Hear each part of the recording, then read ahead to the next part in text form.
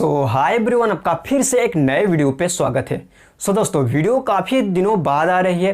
तकरीबन हमको 1 महीने हो चुके हैं वीडियो डाले हुए।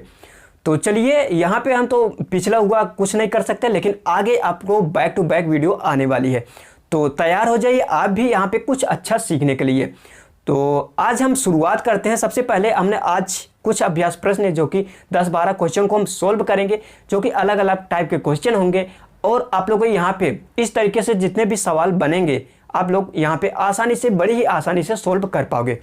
तो ज़्यादा टाइम नहीं लेंगे, चलिए हम प्रश्न को देखते हैं। हमने पहला प्रश्न को लिखा है। तो पहला प्रश्न क्या है हमारा, निम्न में से कौन सी संख्या अपरिमेय संख्या है। दोस्तों, आप लोगों को सबसे पहले हम बताना चाहेंगे अपरिमेय संख्या किसे कहेंगे। तो आप लोगों को जानना ये जरूरी है, अपरिमेय संख्या किसे कहते हैं। सबसे पहली बात, परिमेय संख्या को हम p/q के रूप में लिखते हैं, यानी कि p/q के रूप में हमको परिमेय संख्या को रूप में लिखते हैं। अगर हमको अपरिमेय संख्या को बोला गया, इसको रूप में नहीं लिखा गया, जो भी संख्या p/q के रूप में हम न लिख पाए, उसी को हम क्या कहेंगे, अपरिमेय संख्या। तो चलिए, ऑप्शन हमको दे दिया गया है। चारों ऑप्शन में से हमको बताना है अपरिमेय संख्या कौन सी होगी। पहला ऑप्शन हमको साफ साफ दिखाई दे रहा है, 22/7 p/q के रूप में है ये, यानी कि ये परिमेय संख्या है।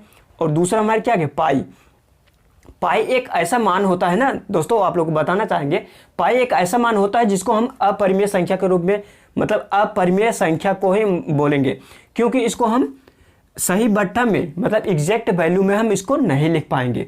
तो इसीलिए ये क्या है, अपरिमेय संख्या है, यानी कि हमारा क्वेश्चन का आंसर यही हो जाएगा। और आगे हम देखते हैं आगे, और इसका अपरिमेय संख्या का कंडीशन क्या होता है, सबसे पहले ये भी सुन लीजिए।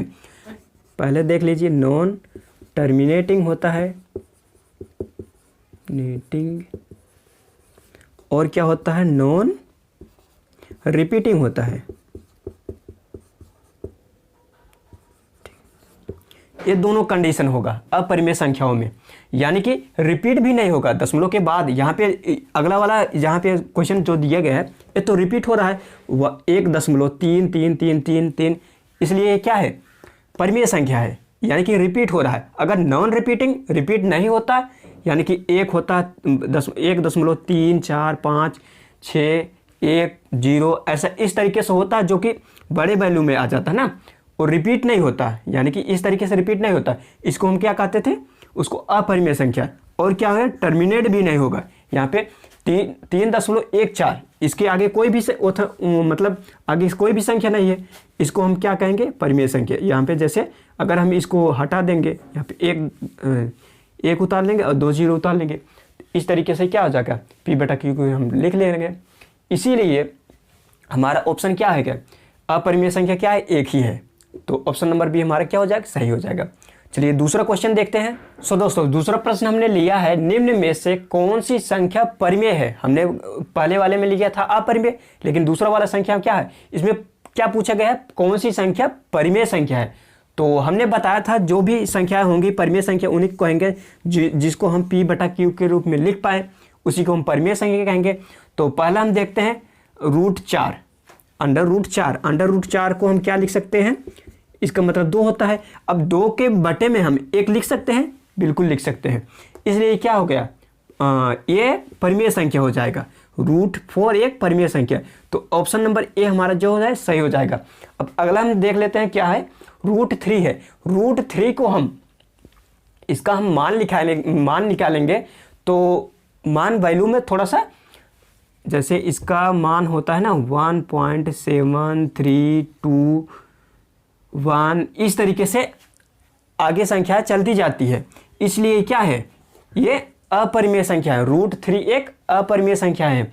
अब यहाँ पर भी जिस तरीके से हमने जोड़ा, यहाँ पे इसको तो हम क्या कहेंगे, ये नॉन टर्मिनेटिंग है, टर्मिनेट नहीं हो रहा है, और नॉन रिपीटिंग है, इसलिए ये क्या है, अपरिमेय संख्या है। और सी वाले में देखते हैं, √3 इसमें भी दिया है और प्लस में 2 जोड़ दिया है, इसके लिए क्या भी, ये भी क्या है, अपरिमेय संख्या है, ये भी गलत हो जाएगा, ठीक। और 5 √3 दिया है, 5 अगर मल्टीप्लाई करेंगे, चाहे जो भी करें, √3 इसमें आ गया है, इसलिए क्या है, ये भी क्या है, अपरिमेय संख्या है। तो हमारा आंसर क्या हो जाएगा, √4, जो कि एक परिमेय संख्या है। तो अगला सवाल, तीसरा सवाल देखते हैं। सवाल देखते हैं क्वेश्चन नंबर 3, प्रथम 40 प्राकृत संख्याओं का योग कितना होगा। तो हमारे पास 4 ऑप्शन दे दिया गया है।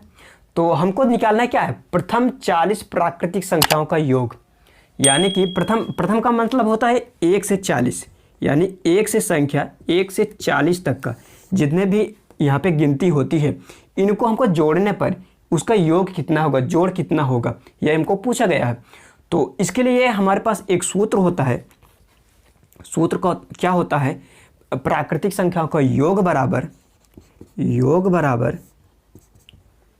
अंतिम संख्या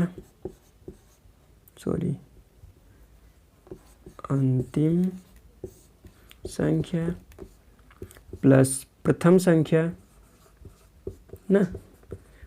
संख्या बटे में 2 और यहाँ पे गुणा में n।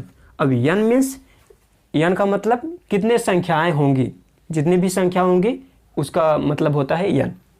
तो हमको अंतिम संख्या क्या पता है, अंतिम संख्या लास्ट की संख्या यहाँ पे 40 दिया है, तो 40 लिखेंगे, प्लस में प्रथम संख्या 1 से शुरू हो रहा है तो 1 लिखेंगे, बटे में 2 है, फिर गुणा में क्या है यहाँ पे n, यानी कि 1 से 40 तक कितनी संख्या होंगी, 40 संख्या होंगी, तो हमको 40 लिख देना है। तो अब इसको हम सोल्व करेंगे, 2 से काटेंगे, यहाँ पे 20 हो जाएगा, तो 40 से 1 41, 41 गुणा में 20। अगर हम 41 गुणा में 20 करेंगे, 41 दूना क्या होता है, 82 82 होता है, 1 0 बढ़ा देंगे, 820। यानी कि हमारे सवाल क्या हो जाएगा, यहाँ पे डी आंसर सही हो जाएगा, 820 हमारा सही आंसर होगा।